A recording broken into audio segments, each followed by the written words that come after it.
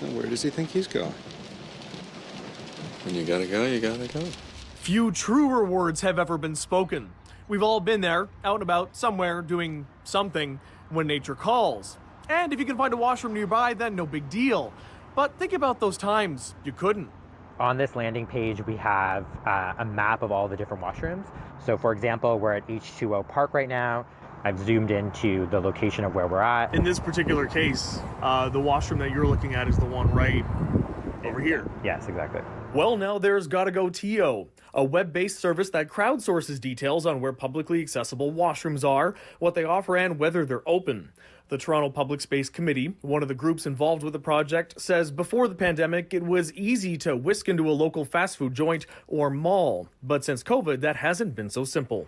We did rely quite heavily on washrooms that are available in sort of coffee shops and in different restaurants and whatnot, and being able to use them as a part of everyday life. And I think through the pandemic, with the closure of washrooms, I think it really illustrated the point that there aren't very many washrooms available in the city of Toronto that are accessible. He says there's also the issue of many washrooms that are available during the summer, then being closed come winter.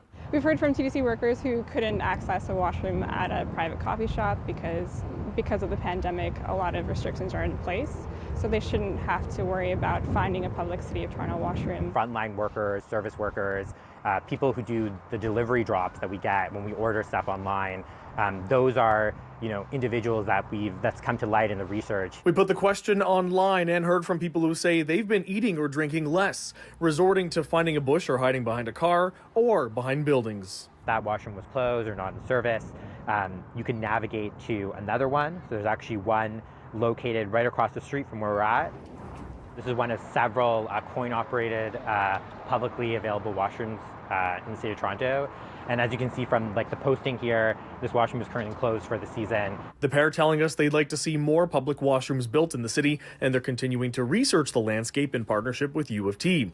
They're also asking for more crowdsourced data from the public to help out. Crowdsourcing is really important because we don't actually have such a large budget to work with, so we're relying on the public to help bring us more public data that will benefit them in return. I think if there's a way to eliminate that stigma of having to, do something to use a washroom, is what we're trying to achieve. For City News, I'm David Zura.